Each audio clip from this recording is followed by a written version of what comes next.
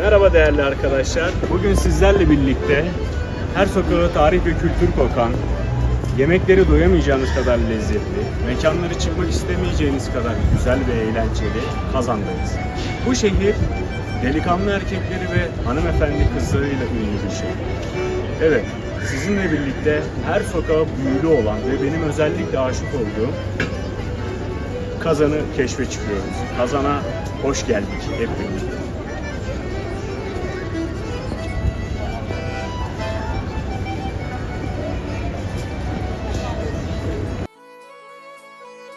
Her şehrin bir hikayesi vardır.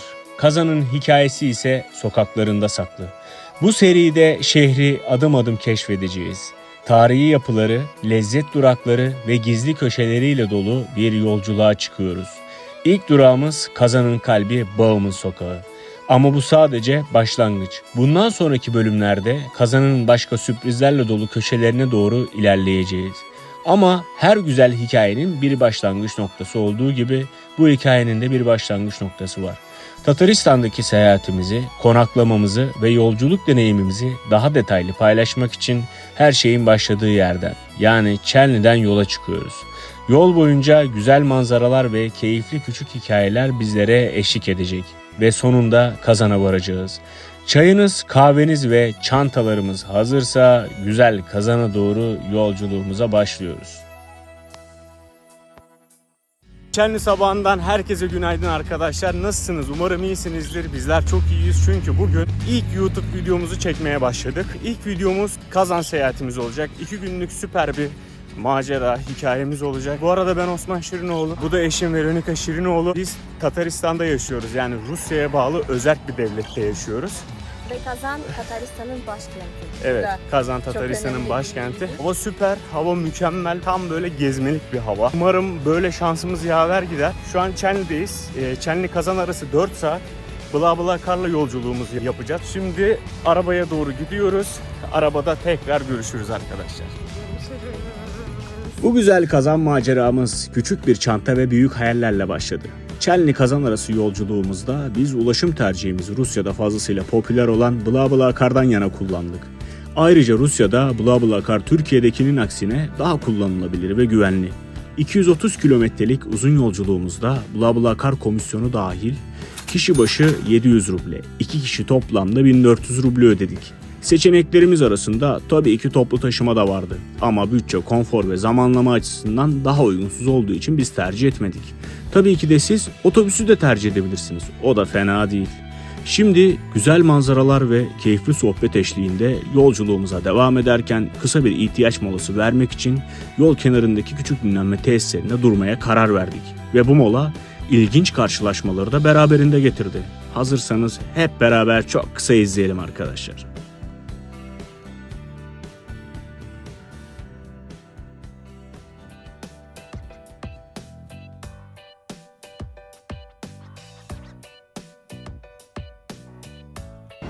Evet, burada dinlenmek için durduk.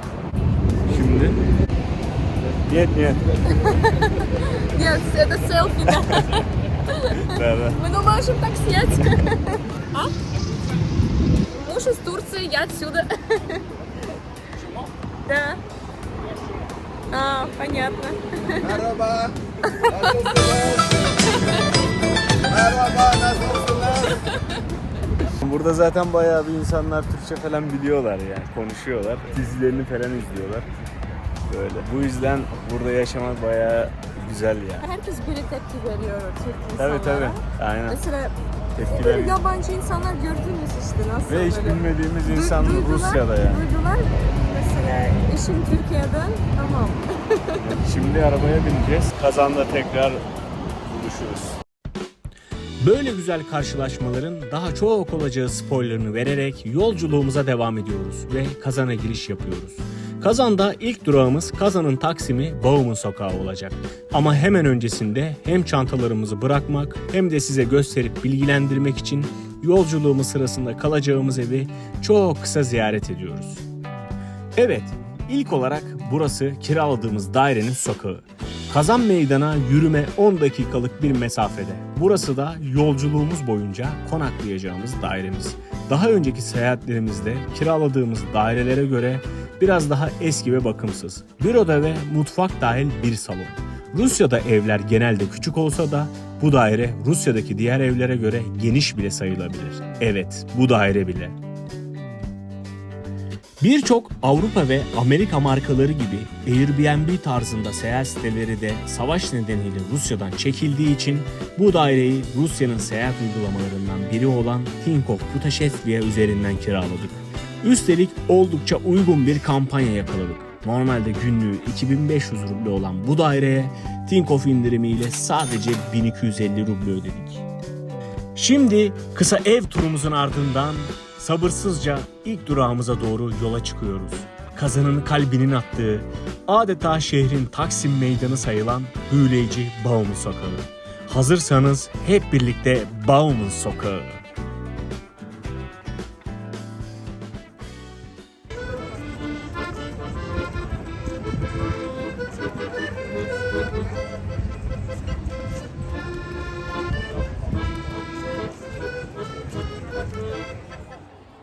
Burası Kazan'ın kalbi, tarih kokan sokakları, canlı atmosferi ve hikayeleriyle ünlü Bauman Sokağı.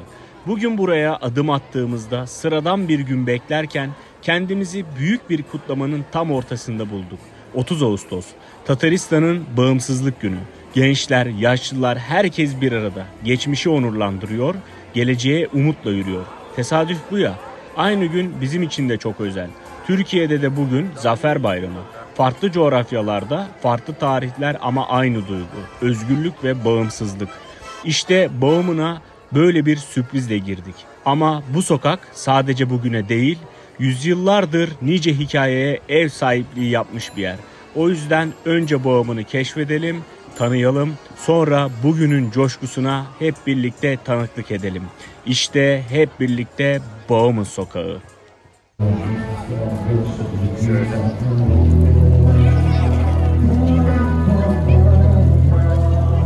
Kazan budur. Kazan böyle işte, hareketli, güzel, havası belli olmayan böyle. Çıkarsın güneş, girersin farklı.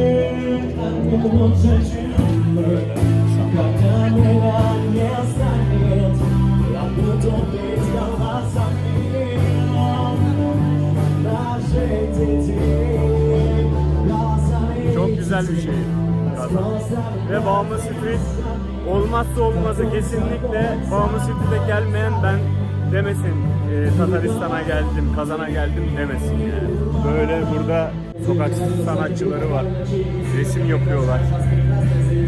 Böyle bu şekilde. Arkamızda restoranlar vesaire. Burası Bauman Street'in girişi. Evet, burası Bauman Street'in girişi. Bauman Street neden Bauman? Bauman bir adamın soyadı. O Sovyet zamanlarda böyle asker falan. Bu sokağın adı değiştirmek istediler. Çünkü burada çok ünlü bir şarkıcı var, opera şarkıcı var. Fyodor Şalyapin adı. Tatar mı? Tatar Yok.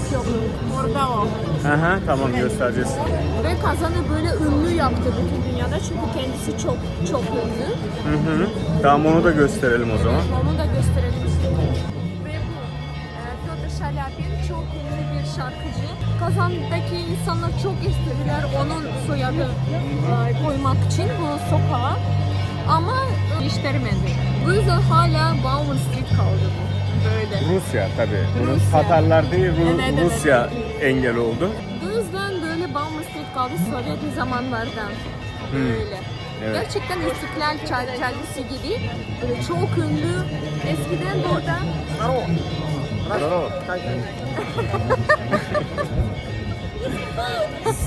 Yine her zaman denk gelirim. ve Yine denk geldim. ve eşim dayanamıyor ve Ve sürekli ben hep alıyor. alıyorum bundan. Burada da kilise var. Buraya geldiğinizde zaten en çok dikkatinizi çekecek Evet, şeylerden bir tanesi sesler de bu. var bugün. Bu kiliseden Evet. bile sesler var bugün, o kadar kalabalık. Evet. Çünkü şu an yukarıda böyle şu gördüğünüz yerde teras var. Oradan yukarı izleyebilirsiniz. Bu kilisenin de bir hikayesi yok arkadaşlar. Zengin bir iş adamı hayır için yaptırmış Evet. bu kiliseyi. Kilise de bu arada ses yapıyor şansımıza. Bakalım ne varmış. Biz burada ekskursiye şey demek, tur demek. Evet. Hepsini size gezdireceğiz Evet. arkadaşlar. Bedava. Neler var burada her yerde olur. Bedava tur karşılığında Olacak, sadece abone olup beğenirseniz yeterli olur. Böyle. Burada ressamlar yine her zaman gibi. Hava çok kötü patlayacak. O yüzden bir an önce böyle gezmeye çalışıyoruz. Senin başka söylemek istediğin bir şey var mı? Evet tabii ki.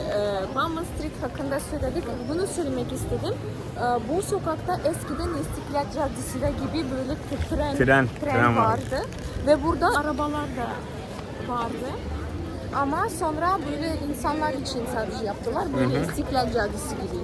Böyle o da mesela orada sadece insanlar ve tren kaldı.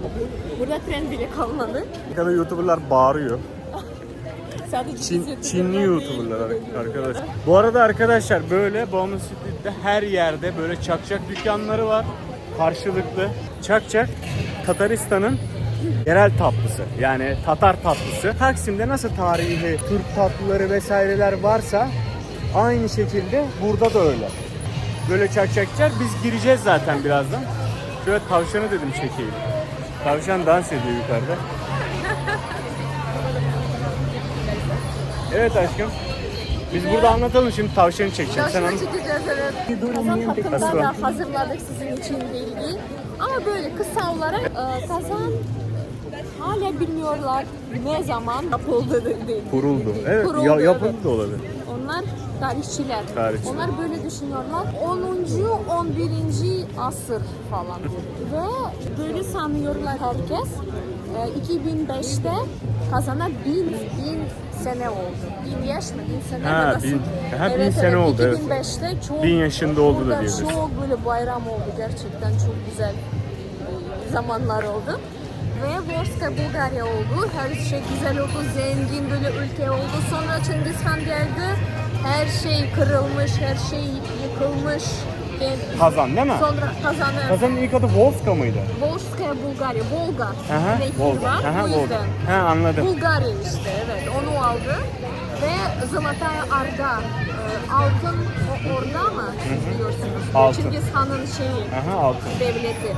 O Altın ordu. altın ordu, evet. Ha, Zlataya tamam. Arda, Çingiz Han'ın oldu bu yer. Tataristan, şimdiki Tataristan. Ama sonra altın ordudan adam, Çingiz sonra Han'ın da- karşı bir adam, asker Aldı, falan. burayı aldı. Buraya da böyle Kazan Hanlık yaptı. Ve Çingistan'dan sonra 100 sene için çok böyle devlet oldu, böyle zengin. Ve sonra Ivan Korkunç geldi de 1552'de ve ondan sonra Tatar, Kazan, Bulgarya tarihi bitiyor maalesef. Aslında ben şöyle söyleyeyim. Kazan, Ivan Korkunç'un müzesi gibi bir şey. Maalesef. Hani Ama böyle. her yerde bir izi var yani. Tabii ki de burada çok fazla Tatar var ama Rusya'ya bağlı bir devlet oluyor. Yani dış politikada kendi kararlarını veremiyor. İçeride devlet de kendi başkanları var, kendi kararlarını kendileri veriyorlar.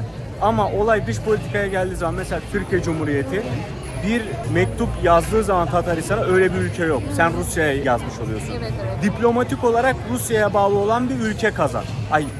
Tataristan. Kazan da bunun başkenti arkadaşlar. Şimdi biraz ekonomik olarak bahsedelim. Yok, ben unuttum bitirmedin bir mi? şey Ha, söylemek, tamam. Evet. Bauman Street, Pardon, özür dilerim. Bauman Street'te bile Ivan Korkunç'un izi var. Çünkü eskiden bu sokak böyle Bauman adından önce şey oldu. Bu Pralomnaya sokak. Pralomna, pralami demek ki böyle vurmak falan, kırmak. Ve çünkü neden? Ivan Korkunç buraya geldiğinde buradan askerler Kremlin'e gittiler. Burada atak yaptılar. Bu yüzden eskiden bu sokağa Pralomnaya, pralamit çünkü vurmak, kırmak bir şey. Anladım. Böyle. Anladım. O yüzden her yerde hocam nasıl söyledi tam böyle %100 her yerde onun izi var maalesef. Evet. O zaman Bauman Street'ten devam edelim. Evet, ben evet. de o arada biraz ekonomiden Evet, falan sen- bahsedeyim. Sen devam et. Ama önce şu tavşanı çekeyim, Evet, sonra evet. devam edeyim. Şurada tavşan dans ediyor. Tabii ki de tavşan gitti. Ya tavşan geliyor, diğeri geliyor. Ha, Biri diğeri gidiyor, biri geliyor ya. Oo, Gümüş- geliyor. Gümüş gidiyor, altın geliyor. Ben şunu çekeyim, sonra devam edelim. Devam.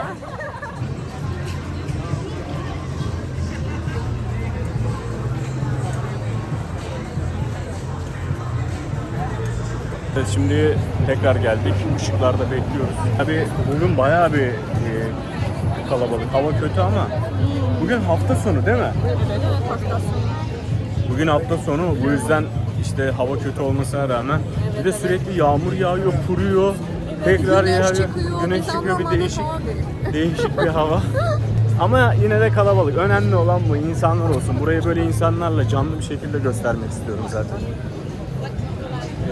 Şimdi biraz ekonomisinden bahsedeceğim. Tataristan'da refah düzeyi Rusya'nın diğer bölgelerinden daha yüksek. Burası eyalet sistemi zaten Rusya'da, Amerika'daki gibi. Bu Tataristan eyaletinde, yani Tataristan ülkesinde maaşlar yüksek, fiyatlar daha uygun, dükkan, yani böyle ev kiraları vesaire daha uygun. Yani faturalar daha az geliyor. İşte eğitim oranı daha eğitim oranı biraz daha yüksek hani diğer yerlerden. Rusya'da çok kötü bölgeler var. Gerçekten çok kötü bölgeler var. Bunu zaten herkes biliyor.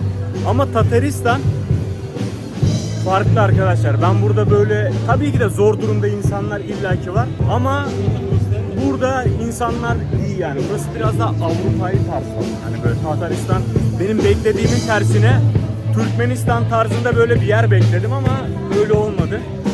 Bu arada bir konsere daha denk geldik böyle.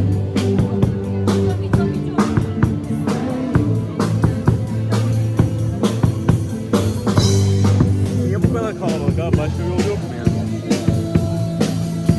Ne o? Gidelim ya. Neyse. Böyle yoğun. Çok kalabalık. Ben böyle bir görmedim ya. Yemin ederim. Evet. Evet. Kübetey bu. Adını da çektim ama. Sonunda çıkabildik. Böyle. Bu arada para birimleri ruble, bir Türk lirası yaklaşık 3 TL. Ay. Bir Türk lirası yaklaşık 3 ruble falan böyle. 1 dolar 88 ruble. Örnek veriyorum, bir hamburger aldım. 300 ruble ortalama fiyatları. Böyle 300 rubleye aldığın hamburger yani 100 lira falan yapıyor. Yani ben direkt 3'e bölüyorum. Ama 2.80 falan şu anda. Böyle abimiz var burada, uzaylı abimiz yakalamış birini. Götürüyor. Böyle fiyatlar da restoranların önünde böyle bu şekilde zaten yazıyor. Girmeden önce bakabilirsiniz. Hani kazıklanmaktan korkuyorsanız Türkiye'deki gibi burada kazıklanmazsınız arkadaşlar. Öyle bir şey yok yani. Yanlışlık tabii ki de her yerde olabilir. Her gittiğiniz yerde en refah seviyesi yüksek yerde bile dikkat etmelisiniz zaten faturanıza, fişinize. Kontrol edin. Hiçbir şey olmaz. Burada öyle bir problem yok. Hiç korkmayın yani. Burası gayet güzel. Böyle insanlar sohbet ediyorlar sokakta, bir şeyler içiyorlar. Barlar vesaire var. Binaların içinde de var, dışarıda da var. Çok güzel. Ben aşığım buraya gerçekten. Kazan'ı çok seviyorum. Yani Rusya'da her yere gittim. Ama böyle elf arkadaşımız da kağıt dağıtıyor. Böyle güzel. Ekmeğinde olan elfleri severim arkadaşlar. Böyle hatıralık. Ama genelde Böyle değişik şeyler var. şeyde genelde yaşlı kadınlar, Ha. yaşlı adamlar. Evet genelde hep yaşlılar böyle mesela. Evet, genelde doğru söylüyorsun. Ama bunu da söyleyeceğim. Mesela Kazan'da maaşlar az ama kira falan. Mesela daireler kendileri çok pahalı. Böyle aşırı pahalı. Kiraları mı? Evet. Rusya'da Kazan 3. yerde böyle maaşlar ve daireler kıyas yapıyorlar. 3. yerde o kadar Pahalılık oralar. pahalı. Oralar. Moskova, He, Petersburg anladım. ve Kazan 3. Yani Türkiye'nin İstanbul'u gibi. Evet. Yani Türkiye'de, İstanbul'da da mesela bir mağazaya giriyorsun, çalışıyorsun, örnek veriyorum Elseviki'ye. Gölcük'te mesela ev kiraları 10.000 TL olsa bile, İstanbul'da 30.000 TL olsa bile Elseviki sana aynı maaşı veriyor. Bunun gibi. Ama bunu da söyleyeyim. Bu pahalı olmasını normal. O kadar güzel yer, mükemmel. Gerçekten şey gibi. Давайте я вас фоткаю. Сейчас стоит смочи. Fotoğraf yapacağım mı size diyor. Мы на видео снимаем. Ha, biz video çekiyoruz Да, ya. видео Yani снимаем. fotoğrafa gerek yok. Фотографируем. Спасибо. Спасибо. Спасибо большое. Adam Böyle geldi. azaplıyorsunuz diyor. Sizi He. fotoğraf çekeceğim dedi. Adam Çok tatlıydı. geziyor ya. Evet. Bu normal. O kadar böyle gerçekten cennet Bu arada yer için. böyle. İnsanlar böyle arkadaşlar. Burada insanlardan da bahsedelim. Mesela gerçekten bu konuda cennet. Kadınlar gelip böyle sizle konuşabilir, normal arkadaş gibi. Bir şeye ihtiyacınız olduğunu gördüler, hani yardım edebilir. Mesela söyledi, ben sizi çekebilirim dedi yani videoya. Azaplıyorsunuz Yani falan. kolun dedi, bir kolunu değiştiriyorum, bir kolunu değiştiriyorum. Bu yüzden beğenip abone olmayı unutmayın arkadaşlar, değil mi? Artık Tatar dükkanına girelim.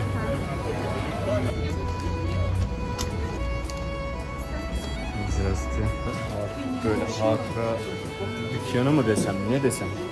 Tatar yöresel mağazası. Bunlar çakçaklar.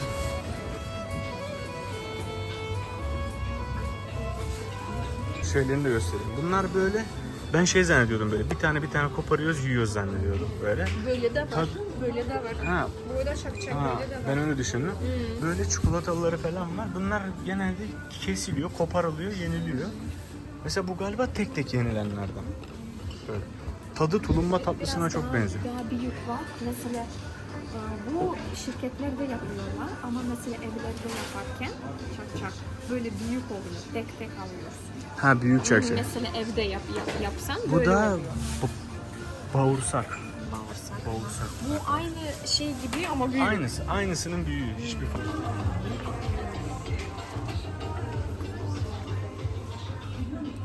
Türk kahvesi de var.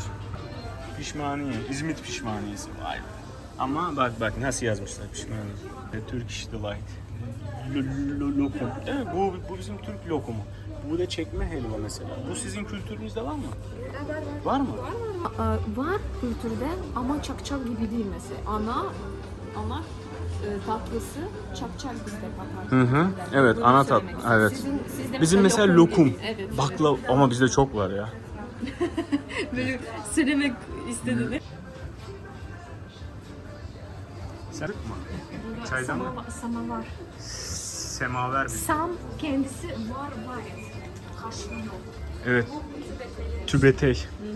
Evet. İşte Tatar mutfağından yemekler. Fıstığı boyu. Biz Fıstığı yedik boyu. zaten böyle. Bu neydi? Bu Beliş. Eliş. Eliş. Bu üç bıçmak. Bunlar tatlılar.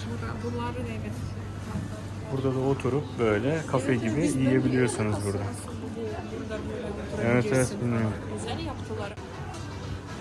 Bu eminim çok güzeldir. Güzel görünüyor. Kadayıflı Bu madayıflı. şey gibi sizin vardı. Annem yaptı senin böyle. Kadayıf aşkım işte. Evet. Benim annem çok yapar böyle. Evet, evet. Lava gibi böyle. Tane tane satılıyor burada. Tanesi 80 ruble, yani ne kadar? 25 lira falan. 25-30 lira civarında. Böyle bu şekilde. Çıkalım o zaman. Kostüm var sizde. Hı hı.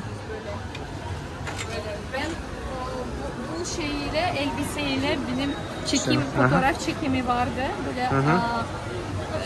Kardeşimle size burada mı fotoğraf göstereceğim. Çok böyle ilginç oldu, güzel oldu. Evet arkadaşlar, şimdi hediyelik eşya dükkanından çıktık. Yani yöresel mağazadan çıktık. Şimdi karnımız çok aç. Bu yüzden artık yemek yemeye Tübete'ye gidiyoruz. Burada akşam da göstereceğiz zaten. Buranın akşamı da çok güzel oluyor. Eminim çok beğeneceksin. Şimdi restorana doğru ilerliyoruz. Orada görüşürüz arkadaşlar. İyi seyirler.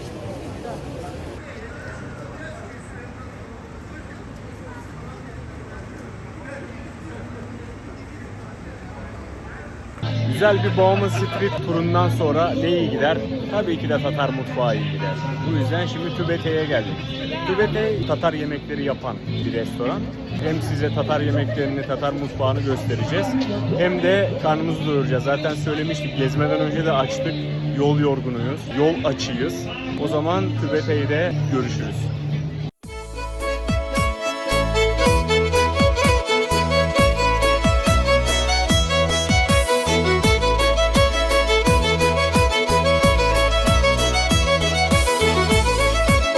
Buradan sipariş verelim. Aşkım direkt. Hiç uğraşma. Normalde buradan da sipariş tabii ki de verebilirsiniz.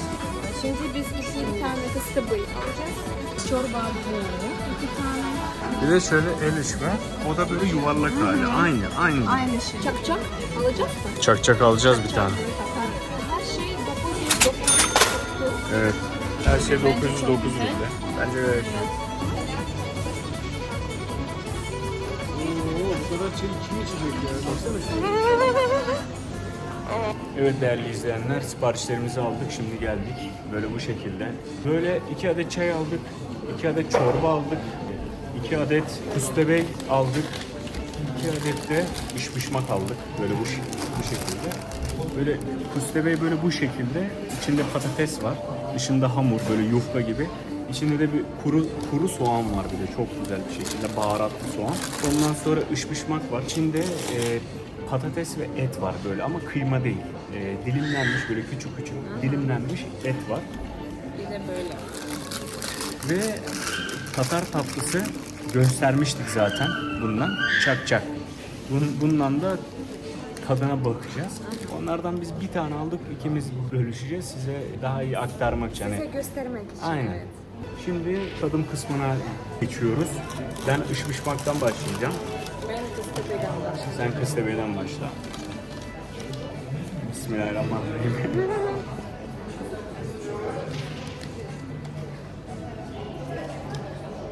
Her şeyi ben yemem. O yüzden şimdi bunu eşime veriyorum. Ve ben tekrar bunu Ya aşkım ama her zaman aynısını yapıyorsun ya. Biliyorum bir ilk istemiyorsun da ama lütfen. Ama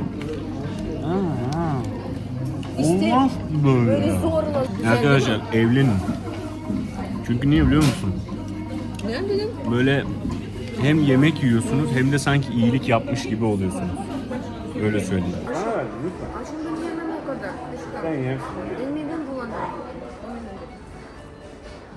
Bismillah. Çok erken oldu.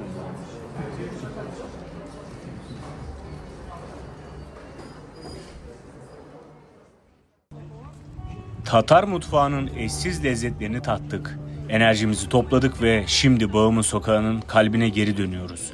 Müzik sesleri yükseliyor, sokak canlanıyor. Şimdi sırada bu büyüleyici atmosferi, sokak sanatını ve insanların muhteşem enerjisini sizlere göstermek var. Hazır olun.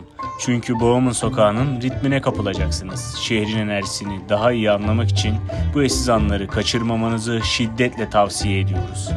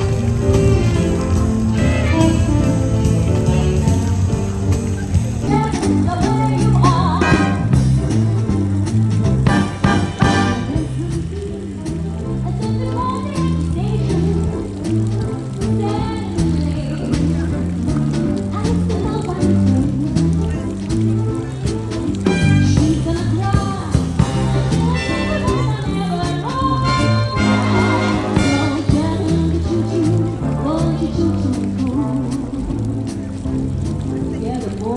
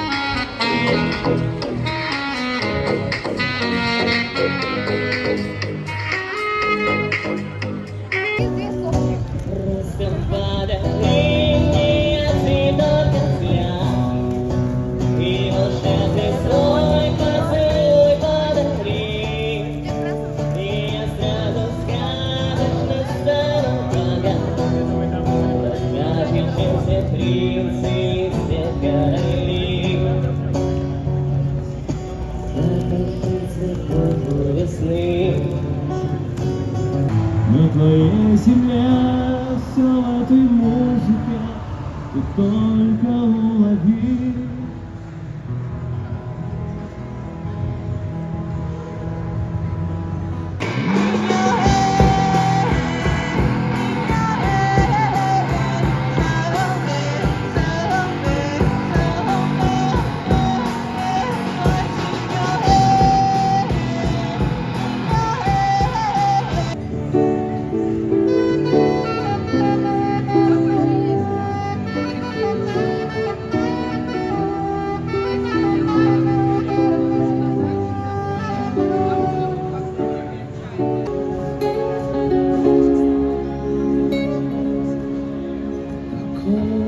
Il existait d'autres façons de se quitter. Quelques éclats de verre auraient peut-être pu nous aider. Dans ce silence amé, j'ai décidé de pardonner les erreurs qu'on peut faire entre s'aimer. Buraya kadar izlediyseniz bize destek olmak ve Kazan serisinin devam videolarını kaçırmamak için beğenip abone olmayı lütfen unutmayın. İzlediğiniz için teşekkürler. Kazan serisinin sonraki bölümlerinde görüşmek üzere. Hoşça kalın. Je t'ai volé ce sang qu'on n'aurait pas dû partager. Au bout de mon rêve, je vais crier.